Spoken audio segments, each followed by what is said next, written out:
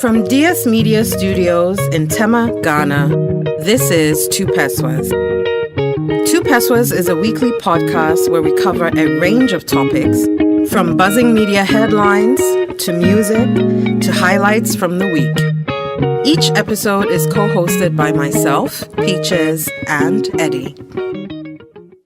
Okay, welcome to episode 6, episode 7, episode 6. Episode what? How did you say? Zex.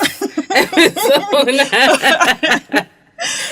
I'm legit shocked, to be honest. Are you? Why? That I'm still at this 6 episodes later. We're getting the love, so it's no, we good. are. Listen, I don't know. It's like we sound like broken clocks here, but really, like that has been so amazing. Yes, so amazing. Thank you so much. Thank you. And keep them shares coming. Exactement. Please and thank you. All right. So, how are you feeling today, Eddie? I'm feeling all right. Feeling inspired. Yes. Yeah. Okay. So let's go. What you got for us? So, in the news, 4 students of Kumasi Academy have died from the swine flu. And apparently a further 44 have tested positive or something. Right. And influenza is spread through droplets, sneezing, coughing. So basically airborne transmission, isn't it? And of course, there has to be a report about how virgin students of the school were used for juju. Somebody saying that this is that where this thing has gotten I know, to? there's always somebody spewing some hot garbage. So this is, but then this is not where I'm going. My thing is that the blame has been put on basically almost everything, from juju to evil spirits to free SHS to overcrowding. I know, like you name it, everything has been blamed on everything. But for me, the bigger issue in this is the state of a secondary school. Yes, I agree. I mean, I'm lucky to have gone to a school where we didn't have the problem of... Eddie is a better bee. No, it's not even she about went that. to private international whatever. Yeah, so we didn't have the problem of having to deal with overcrowding or bad food or even bullying. Bullying was strictly forbidden. Like you could not bully anybody who was younger than you. But I just find it it's when you hear the stories of others. I mean, I have friends, I have family who've been to like your typical secondary school. And when they tell you about the things that go on there, like the overcrowding in the halls, the bad food, the toilets, the bathrooms. I have stories, man. I remember somebody telling me, I don't know whether it was my brother Seshi or somebody was telling me that when they first went to school, and usually it's obviously always the first years who like suffer under this. When they went to school and their toilets were choked, they had to take like sticks. Yeah, and then go and like stir or pound every it. morning. Yeah. And I'm like, how is that possible? How is that a conducive environment for people to study under? Obviously, like people excel and all that, but does it really have to get to that? Is it really that bad that people have to resort to this kind of things? I know the food is like horrible. But I think generally food, everybody complains about food. Even we were complaining about our food, and people were like, "Oh my, you guys are lucky. What are you on there complaining about?" You know. So overcrowding is generally a problem. I think the state of our secondary schools is deplorable. People should be able to study in conducive environments. It shouldn't be that, it's going to make you a hard or tough person. I don't think it's necessary. That's a lot of people's logic. Exactly when it comes to that, you go, it toughens you up. Exactly, and builds character. Exactly, you come out and then you're a hard guy or hard girl or whatever. And I just feel like it's a problem of schools admitting people they have no place for. If at some point, as a nation, you know that in 3 years' time, our GSS graduates are going to graduate and are going to want places would want to go to SS.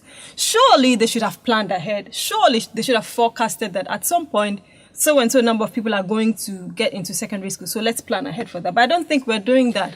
Do you know what? And I just want to jump in here because you've said a lot of things and I don't want to forget. Okay, so first of all, I'm going to use Achimota as an example. Shout out to Motown. Woo! On this, baby. Okay, so I'm going to use Achimota as an example. Right. Now, from what I understand, if I remember correctly, Achimota School was built with 500 students in mind. Right.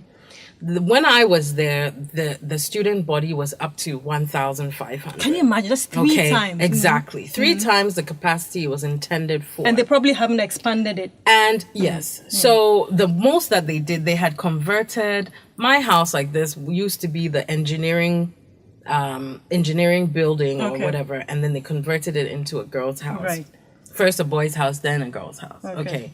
So first of all, yes, even for us, and they were managing okay, because when you compare Achimota living conditions even to other boarding schools, and even the quality of our food, we were miles ahead. Look at that. And yet, even from if you were to have come from, even you coming from SOS, if you had come to stay at, you'd have been like, yo, I need to leave. I can't deal with this. You see, so one, we even us, we were overcrowded. One, I stepped into the pantry once, and I was like, if I ever step in here again, I'll never eat until I leave this place. And again, we were known for having some of the best food out of all the schools. Okay. Then you have the issue of cleaning, because somebody brought that up when the Kumasi Academy thing happened. Now, for those who might not know, there was an outbreak of swine flu. Yes. Now, initially, they didn't even know what was going on, and that's a whole other thing.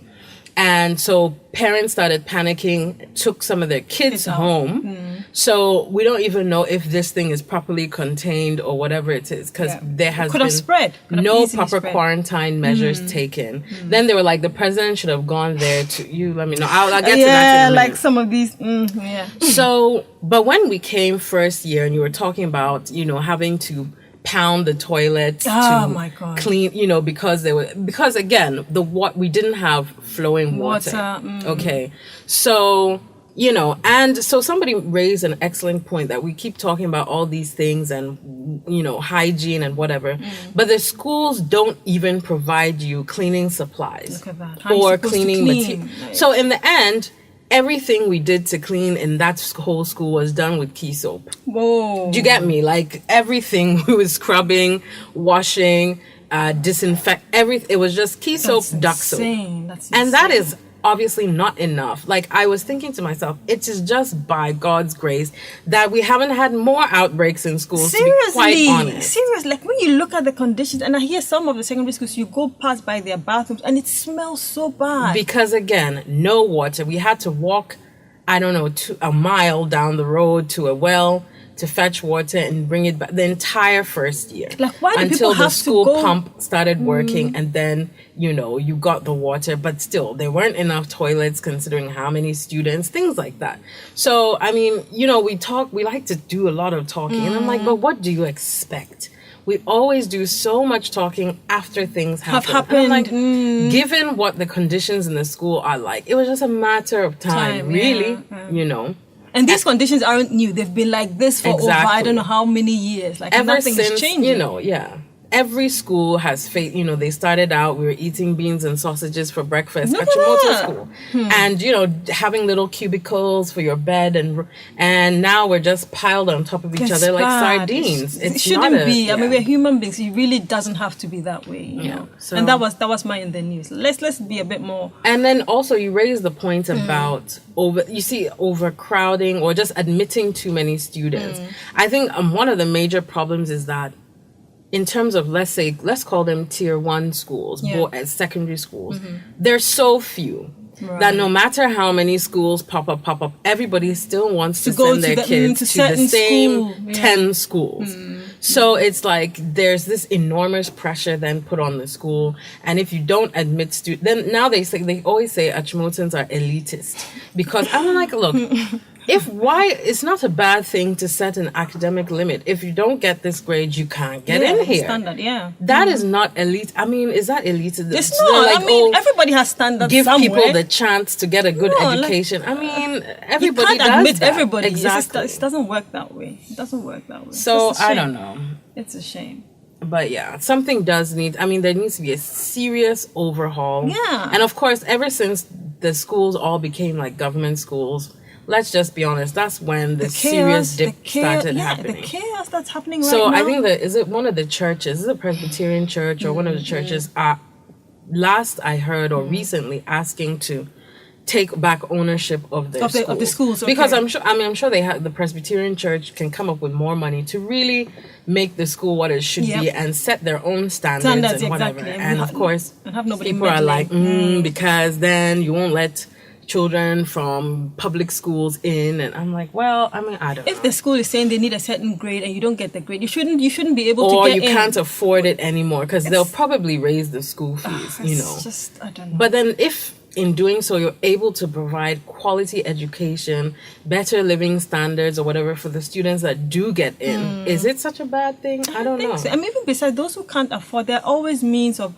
getting some sort of a scholarship yes, or if they aid have from some, somewhere. Exactly. So or that even shouldn't if be the a schools, deterrent. private schools now can provide a little scholarship fund for I don't know how many percentage of the students. Yeah. So that you will need to still look at be that. yes. I agree. Something to look at. Okay, so that was my big Okay. So my in the news is something that a lot of people may or may not have heard of if you aren't, paying close attention to what's going on in terms of the viral news stories.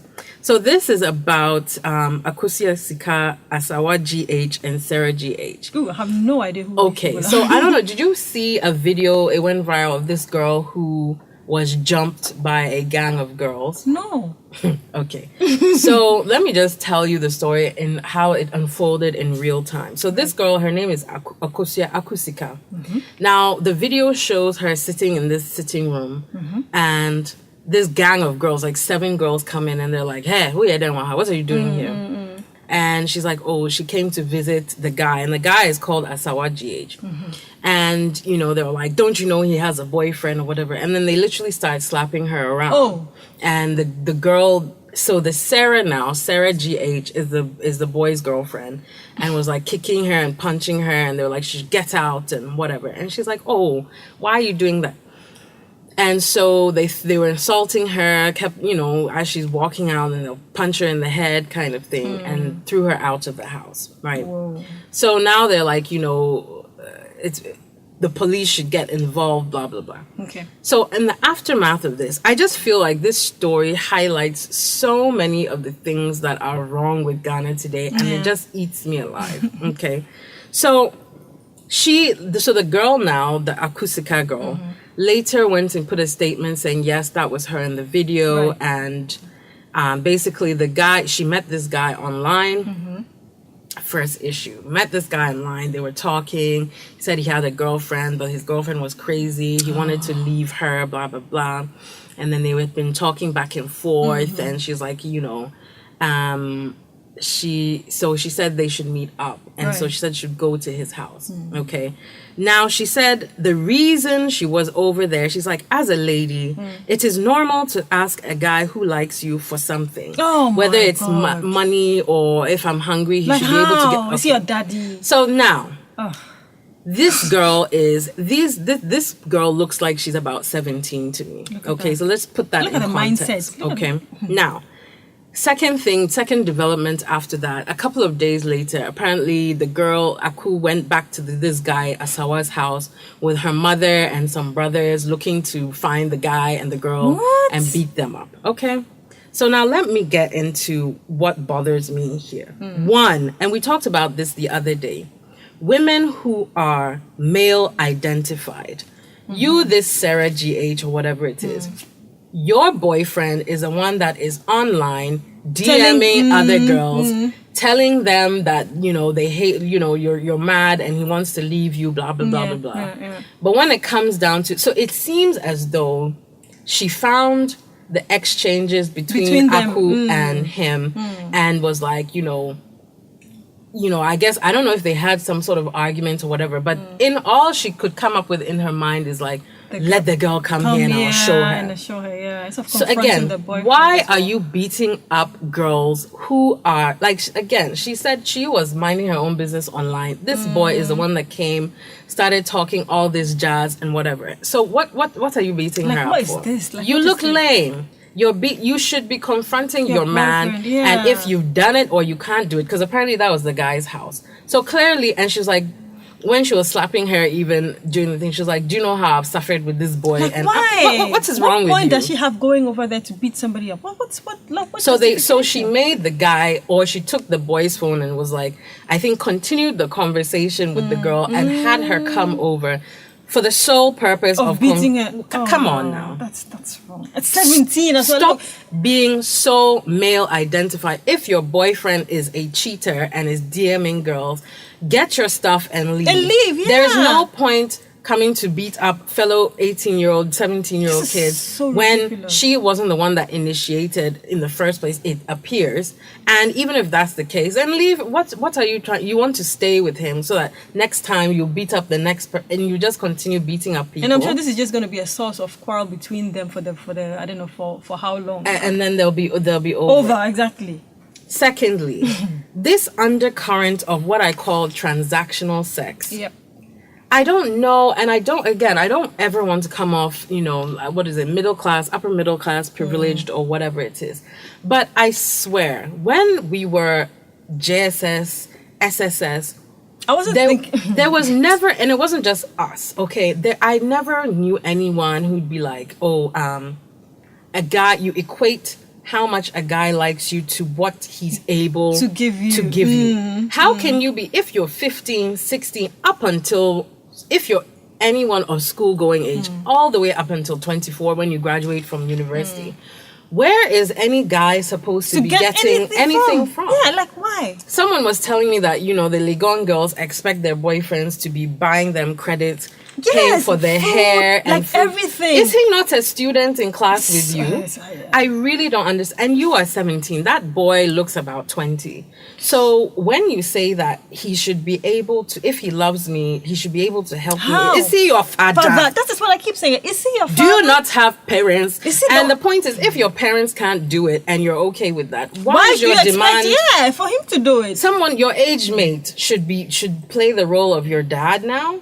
This is why I keep saying that too many women depend on men to do things for them. And they turn around and disrespect you. And that's how it's going to go. Like, it's not right. They think girls are cheap now because they can buy your love or buy your whatever, I mean, I would much rather prefer to say that, you love him and that's why you're out here having sex with people or whatever it is. Not because, he'll give me money. Something, yeah, exactly. It's not, and it goes from, it's one thing for you to have been doing it for some sugar daddy or whatever, that you don't, but really people your own age too, where you're supposed to be developing puppy love and romantic connections. And this has all become so financial, so transactional. And I'm like, at such a young age I know, 17. Shouldn't they be watching cartoons or something? Because when you see the girl, she's on Facebook.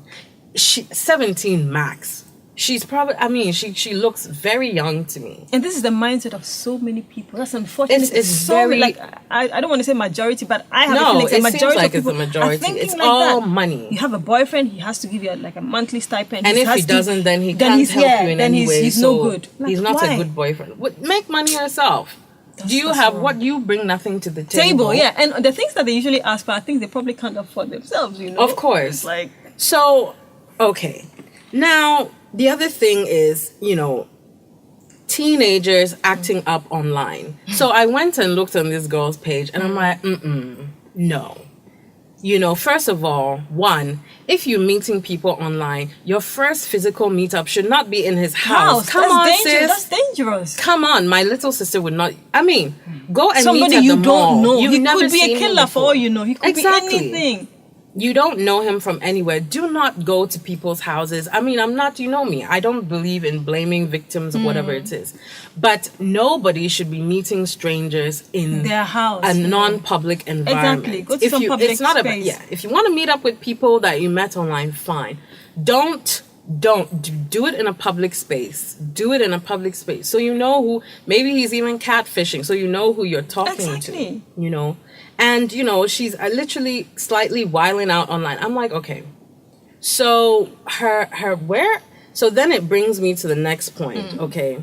Performative outrage. This is a pet peeve of mine. You, the mother. So anyway, before I even get to that, my next point, Sakawa boys, please, Can y'all leave these dirty Sakawa boys alone? They're using your destiny for rituals. Oh, that's what's going to now. They're using your destiny for rituals. Apparently, they have to sleep with X number of girls for the malam, for the power, or whatever it is. That's what they've been saying. When you interview them, they say they have to sleep with 20 girls a week or something, or the charms won't work or something. Sad. Please. Leave these dirty ass Sakawa boys alone. They can't take you anywhere. They can't do anything for promise you. And you end up in situations like this. You know what I mean? So this Asaawa boy that she's all, gotten her ass kicked over is some Sakawa boy. Now, imagine. In the midst of this story, some other suspiciously Sakawa looking boy also appeared and said that, so the girl is his girlfriend. Akosua Sika is his girlfriend. Oh my God. And 2 days prior to this whole incident, he had bought her an iPhone 7, given her money, and whatever it is. So he's surprised that she was saying that if she's in need, and that's why she went to this other guy's house to get her ass stomped. Come on, do better than this. This is so... I don't even know what to say. And so this brings me to my main point, because again, these are kids. You, the mother, and the brother, where were you when your daughter was out here on Facebook talking about, everything is like F this, F that, N-word this, and N-word can't provide for me, come in and steal your bee, all sorts of rubbish, okay? I'm like, some sort of really ratchet behavior. And just, middle fingers up. I'm like, where are your parents? Your parents needed to have been checking all this. They needed to know that their kid was out here doing all these things, collecting phones and this from various boys and just doing all. You weren't there. Now that somebody has slapped your girl, you've come, hey, where is the boy? And blah, blah, blah, blah. You are late. Where were you this whole time? They didn't know.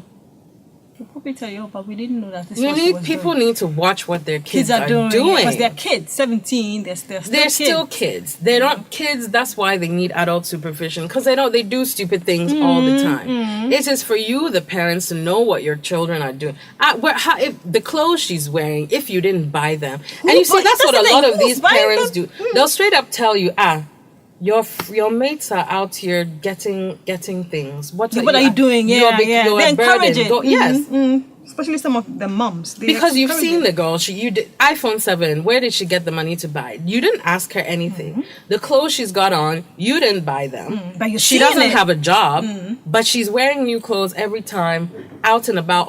You didn't ask her any of these questions. You see, some of them. Some of the time, I'm sure the moms think that it's going to be beneficial for me as well. So I might as well maybe just she is the one giving her mom money and whatever it is. Yeah. But if that's the case, it's a bit late to now be like, where's the boy? And she was like, she'll rain curse it every woman. I'll show you I'm a real Igbe woman. Apparently that's what she said. That if they don't produce themselves, the Sarah and the Asaawa boy don't from wherever emerge from wherever and in hiding, she'll put a curse on them and all that. You're a bit late, honey. You should have been watching your kids. So actually, what are these kids doing these days?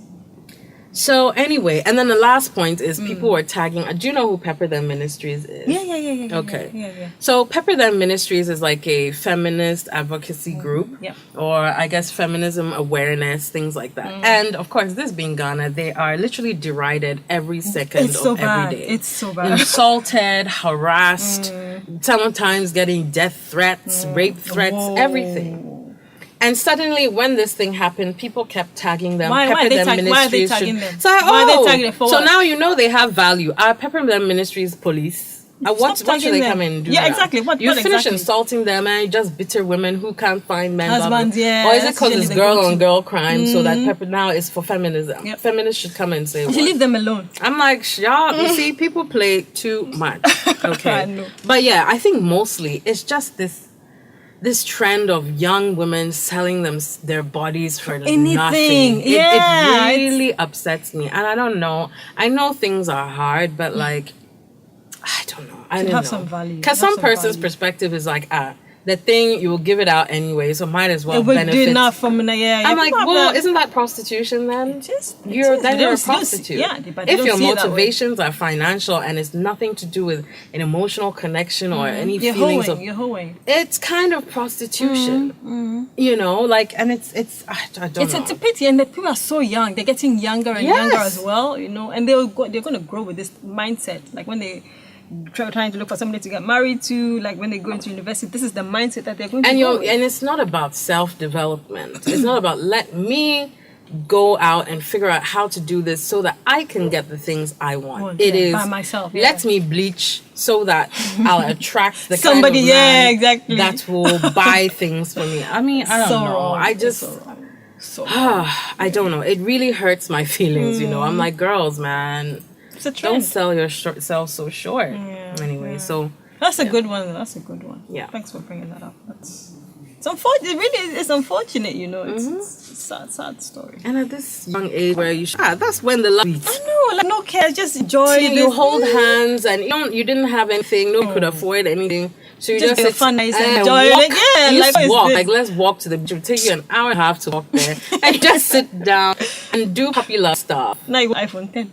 Hey. Otherwise, the guy is useless. Can you imagine? Okay. So, on to song of the week, I guess. Yes. Right. So today my song of the week. They're going to be actually 2 songs once again, but I'll just keep it very short. The first song is Malo by Tiwa Savage, Wizkid and Spells, and apparently Malo means don't go. What does Roboskeskes mean? Okay, exactly. It's very catchy. I like it. It is. I thought it meant, but I guess. And the second song is a song by Mr. Leo, and it's called Jamais Jamais. Hey. Oh, it's a beautiful. Qui lui? Je sais pas. So he's Cameroonian. I haven't heard of him before. I haven't heard anything else by him. But do check out Jamais Jamais by Mr. Leo. It's beautiful. I think you love it. Yeah, I think you love it. I love it when I get new music. I know. It's like my favorite part of the show, I tell you. So those are the 2. Malo by Tiwa Savage, Wizkid and Spells. And then the second one is Jamais Jamais by Mr. Leo. Wonderful. Right. Okay, so my music of the week is, I was actually inspired by your Ibrahim Ferrer nice. profile last week. Right. And so my song / album, the first one, is this band. They're called Balla et ses Balladins. Never heard of them. And they are actually a Ghanaian band that was formed in 1962. So this is like an old, And they were in the Guinean, so apparently after independence, they formed a national symphony orchestra. But after a number of years, they, lost funding and whatever. But the members of Balla et ses Balladins are all from the National Orchestra, and they formed a little band. And how I heard of them is actually J. Cole has this song called Can't Get Enough, and there was a sample in there, and I was like, where did this sample come from? And I was like, I know my francophone. I was like, I bet this is an African song. Right. So I did my research, and he sampled one of Balla et ses Balladins' songs, and the song is called Paulette. Okay. And it is bomb. It is so vibes. It is so vibes. Okay. So please check it out. And their album is called Objectif Perfection. So check that out. Balla et ses Balladins, Paulette. But listen to the whole album. Well, and I just want to give a really quick shout out to Worlasi. He's having voila. He's having a concert on Saturday, which I'm going to. It's for he has a new EP. Now, a couple of weeks ago, one of my friends was like, she was listening, and you were like, if you don't know who Ebo Taylor is, shame on you. Oh my God. And she's like, yay. So, but I'm here to if you don't know who Worlasi is, shame on you, man. Because literally, Worlasi is one of our shining stars right now. He's here to save music, man. Really, I mean. He's good. He's good. So I went to, I think, a live show, and he performed, and that song was called, what's that song called? Oh gosh. Oh, it was called Wake Up? Wake Up? Is that? Anyway, whatever the song was, I think it was called Wake Up, but it was so good. I was like, who is this? And then my friend with me was like, oh, Worlasi, he's good. And I was like, so you people are in my lives. And you didn't tell me that there was this guy who, I mean, the live performance was so good. So I went back and found, and he had a whole EP. It was called the Nuse EP. And it's brilliant. Like all the songs on there, on Looking, Possible. And since then, he's had a couple of hits. You Saw Me, Nukata, One Life to Live. I think I said that with 6 Strings, and Senadagadu. Oh, wow. Okay. So yeah, a lot to love there. Please go and explore his music. Listen to the Nuse EP, then come and listen to the Outer Lane EP, which is his new EP that he's got out. Listen to the new one, I think. The Outer Lane. Briefly, listen to a couple of songs. So check it out. Worlasi, get into him. If you're late to the game, never too late. Jump on now. Full steam ahead with that train. Nice. Yeah, so that's my little segment for this week. Brilliant. Yes. Okay. So then we're on to What the F. And today we're talking about food-related beef or so. Anyway, so on Twitter I saw somebody post up a picture of waakye. Waakye, if you don't know waakye is basically just rice and beans. And then he said, or he or she said, this is what Ghanaians eat. No wonder they're always black. Yeah. So in my mind is that what kind of a self-loathing person makes a remark like that? Like what is wrong with being being black, you know? And for me, it's sort of like I mean, a lot of people like came at him that like, what's wrong with you? Like what's the issue? And my main thing is that he seems to be having a problem with the fact that Ghanaians are black. Like I don't see that. What's the issue? Where is this person from? I think from the comments I saw, he was Nigerian. And this is actually something I've heard, like, this is not the first time I've heard, like, these kind of jokes being made. Like, oh, you Ghanaians are so black. Oh, you Ghanaians are so dark. If the lights are out, you only see your teeth. Can I interrupt for a second? There was, I want to say last year. But anyway, okay, so on Twitter, there's, like, Ghana Twitter, Nigerian Twitter, South African Twitter, and other huge, because Nigerian Twitter, of course, are largest. But followed by, I think surprisingly, is it Kenyan Twitter or something? They have a huge, like, you know, just a huge Twitter presence. And for some reason, they got into like a Twitter war. So it was like Nigerian Twitter versus that. So there was like a little African Twitter war. And somehow, he said, all the jokes were about color in the end. They, like, okay, why? You people are black as charcoal. Black, and so what? So somebody was like, you're busy talking about whiteness, but goodness, we've internalized the racism so much that we're literally insulting our fellow brothers and sisters. That's exactly how black they are. As like, if we're not all Africans sitting here. Thank you. And now I'm just saying that as an African, you're telling me that I'm like, what else am I supposed to be? And like, why what is it, like you said, you really thing? internalize the hate that you literally think is a bad thing to be black now. Like, you an African. So if you don't love yourself, who is supposed to love you? If this was a comment made by a Caucasian, we'd be all up and up like, oh, look at what he said. Yes, you're racist. But you as an African saying these kind of things?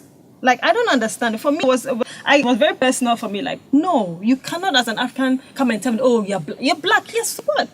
So what? And then the second thing is even just put the blackness aside. How dare you come for waakye? Exactly. Like, waakye is life. Waakye is everything. It's manna like from the gods. Exactly. What do you mean? Don't come for waakye and don't come for people being black. It's not right. We need to do better. These jokes about Ghanaians being dark. Yeah, we're dark. Yes, so what? Yeah, we're African. We're black. We're dark. And we're supposed to be, actually. What else are we supposed to? So that's my PF this week. It was just so annoying. It is annoying. Like, Can we? I don't know. You know, and well, my cousin was trying to school me. Well, school me the other day, and she said that we should never talk about colorism and racism in a void, as though we don't know why things are the way they are. So yes, I understand that we've had like, you know, how many 200 years or how many hundreds of years of colonialism that has, you know, taught us some of this stuff. But I mean, we've had also quite an opportunity to unprogram or deprogram or, you know, emancipate ourselves from mental slavery and whatever. We shouldn't still in 2017 be talking about you're so black that. Like that's like it's an insult. Like what makes a person think that way? That's what I don't get. Even in Ghana, they say things like, "Oh, she's a black beauty," as though she can't be a beauty. Yes, being black and beautiful is an exception, as though it's, you know. You just think don't fail. You tell me I'm black. I mean, I love my skin, no. And by the way, I don't really know if that's where they were going, but that Obakoho plantain chip song, it started to irritate me. Is that what they're saying? Like, isn't it about life? I don't know. I don't know. Anyway, let me not come for y'all. R2Bs, I love y'all. But if I deconstruct that song and I find out that it's hyping light-skinned girls, I'm gonna dedicate an entire segment to y'all. Let's come and meet me in Tema here. I know, right in this studio. Because then we'll turn around and be like, don't bleach, and why are you and Nivea billboards and what? And but we are doing it ourselves. We are doing it ourselves. Even the little things we do. I know even in my language, there's a thing we say. Look at his dirty face. Something people say, like, or even how in Tree mi brony is and you be dark as hell, like, oh, mi brony. Exactly. What does that mean? What do you mean by that? Why is that beautiful? Like, let's stop doing that. It's not funny. Brony is like the word used for, I guess, white person. Yeah. Technically, it's supposed to mean foreigner, but it's been, used interchangeably with Caucasian. Right, for I so didn't long. even know that. Apparently, a brony means, like, a bro is corn, right? Yes. And apparently they used to plant the corn on the outskirts of every town. Right. So if you came from somewhere beyond the corn, you're a brony. I see. Like, you're from beyond the cornfields, meaning you're a stranger.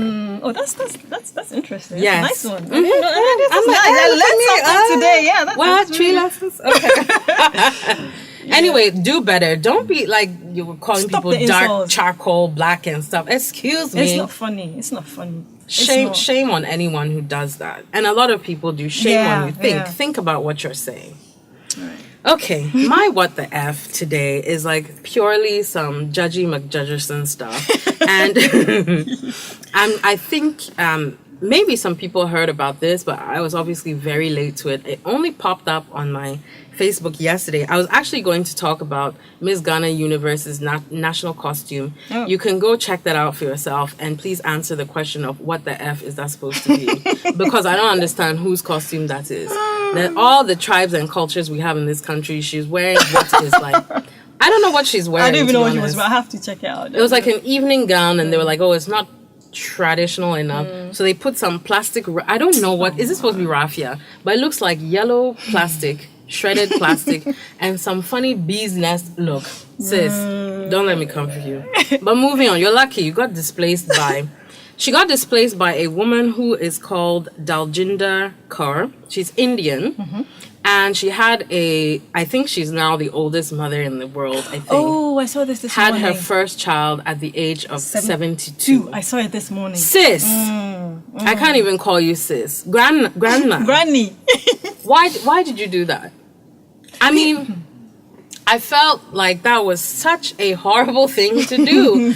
She's sitting there talking about she's always wanted a child and they were never able to have kids. And then finally her husband got some land or won some court case about land. Irresponsible behavior. Isn't that the height of selfishness? It is. The height of selfishness. You're 72. Statistics suggest you'll be dead in the next 5 years. Your husband is 80. He'll be dead tomorrow. And then somebody else has to take care of his And you have this newborn baby who we don't even know if there are any, health implications of you having had him. I don't know which clinic went and approved this IVF, because she had to get IVF. Not only that, she had to use donor eggs. There's so many things wrong with this. My head is even hurting. And of course, the comment section, as usual, the dregs of society. Is it, first of all, somebody was like, you see, this is, okay, you guys are going to say, the first, sequence, Abraham and Sarah, with God, all things are possible. And look at the testimony of Abraham and Sarah in the Bible. I'm like, look, be quiet. Didn't Abraham live until he was 200? So if he had a son at 100, the kid was 100 when daddy died, he would be all right. Okay? He wasn't going to be 5. And orphaned at 5. No mom, no dad, no siblings in which to share your misery even. Just you alone. And usually if your parent dies, it's not your grandmother that takes you in. This grandmother is long dead.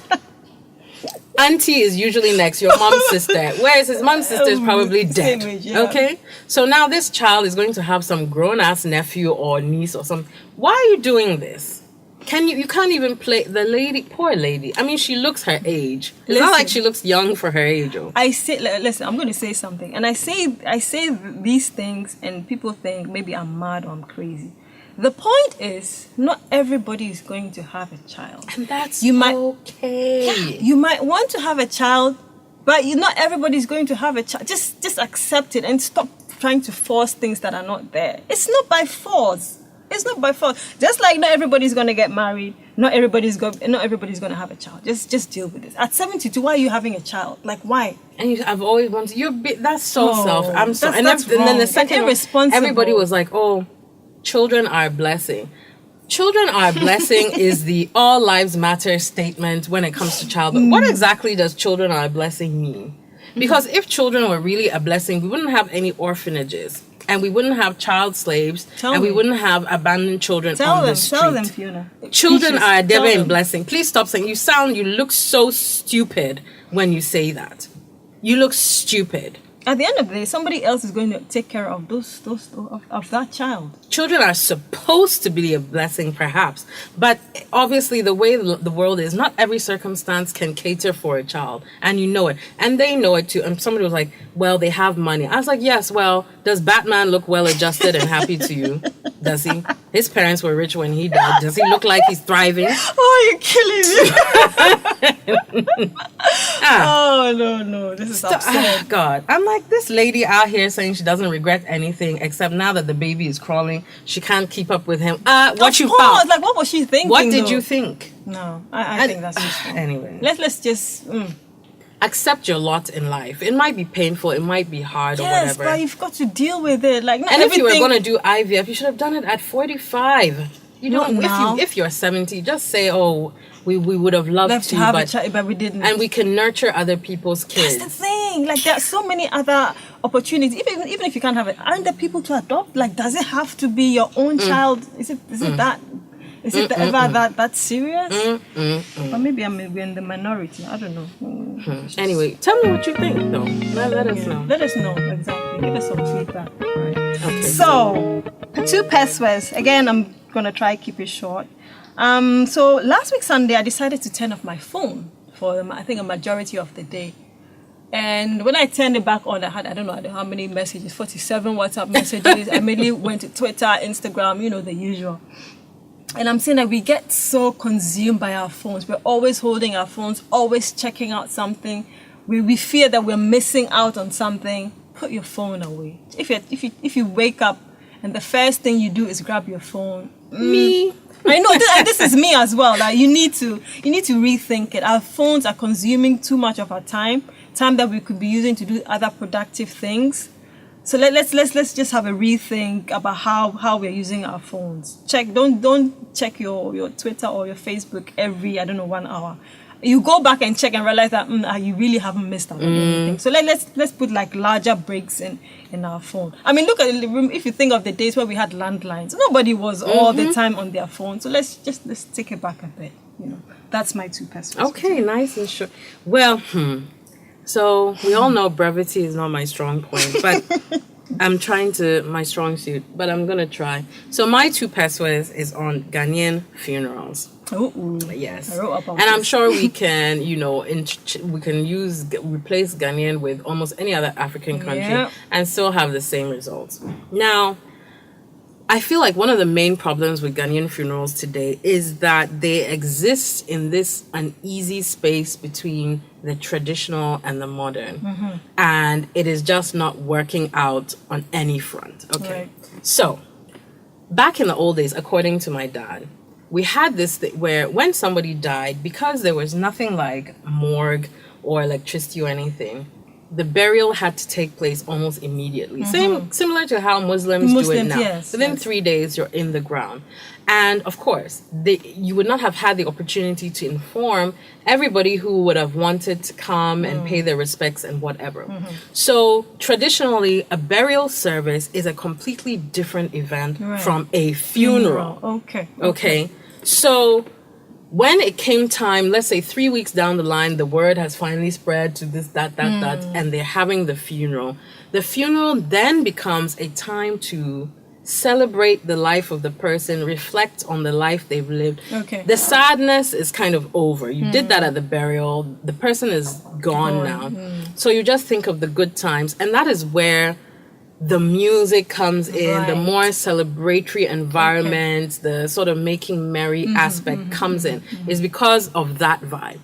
Today now, because we now have electricity and morgues It's a and party. traveling, everything, people do not, they say put them on ice, wait till all the family and friends fly in from wherever. So you'll have somebody will die and the funeral won't be for a whole month and a half. Yes, too long. And on top of that, then they combine the burial and the funeral on the same day. Right. So that's where you have this macabre, disgusting scene of you have this coffin there. And people are dancing. You have a widowed wife, children weeping for their father, and then just 2 rows back, like a whole half Like a lot club. of people are Sorry. just like waiting for the live band to start. I went to a funeral where they had a play. It was a play. That was the entertainment. Yes, funerals must have entertainment. Like, why? Either there's a live band, there has to be a DJ, or in this play, it was in the Ghana traditional area somewhere. They actually acted out a whole play. Why is that necessary? Like, and people were like, ha ha ha ha ha, because it was a comedic play. Oh my People are God, laughing, this is falling so down. wrong. And I'm just like, it is disgusting. And it's this kind of mentality that a funeral is meant to entertain that has led to, I think this is like the worst thing of all, dancing pallbearers. Oh yes, oh yes. Dancing now. So if you can't process, you know what it means, but your brain is not processing it. Let me tell you, it is exactly what you think it is. The Disrespectful. pallbearers, they put on this high life azonto music, and they start doing Dancing. with the person's coffin on your shoulder, going down to the ground and Isn't twerking. that disrespectful though? Isn't that disrespect? The height of disrespect? I mean, what happened to a somber, solemn affair? You know? Then it leads us to the next point, cost. So because you've decided that your funeral now has to be a block party or whatever it is, we're talking about loans for weddings. Loans for funerals? Yes. Okay. Then you also have this other traditional aspect where before your ebusiamping is the one that's supposed to come tell you when you can have the funeral, what you need to do, blah blah blah. And now we live in a modern world where we do have nuclear families. It's not Right. before where the whole family lives in the same town in the same area where your ebusiamping is actually an important person in your life. Now you're sitting somewhere, the ebusiamping family elder, for those who don't know what I'm saying. You've never actually laid eyes on him before. You don't know most of the elders in your family. But when your parent dies or something, Suddenly they come and tell they you what appear. to do. Yeah. We've come. We need to hold multiple meetings. Exactly. All these meetings must be catered for by you. Exactly. Refreshments and everything. And they come and tell you, you can't bury your father on this day because we have a family funeral. Exactly. You have tell you to all the things you can and cannot do. provide X amount of money. He has to be bring 10 handkerchiefs, bring this, that. And you're like, okay, who are you? And what's your contribution to this wedding? And why are you telling me how I should bury my father? As though, do I know you? You see? Typical. You know, and it's like it's this intersection of the traditional and the modern, and it's not sitting well. It just isn't. Because Sorry, I mean this whole loud music, people dancing around and eating for free. I'm just so against it. I just don't like the idea. now they have unnecessary. VIP sections in the funerals. I've been to some. There's area for the common floor members, and then What is this? Like Ghana? there's a separate Oh. luncheon area and seating area and all for the VIP guests and the important people, and they have a separate food, and these ones have separate food. Come on, it's not necessary. It's not. It's not. Then they'll tell you, so you want to bury our son like a dog or something. I'm like, you said you can contribute 200 CDs to the funeral. So can you, you're doing too much. And then they don't even allow women to participate. Yes, if you're a woman, you can't really weigh in on anything. You have to keep quiet. You're not part. You're not allowed to go to the burial ground. So your own husband or father, who you are paying for the funeral, they'll tell you can't go and watch him.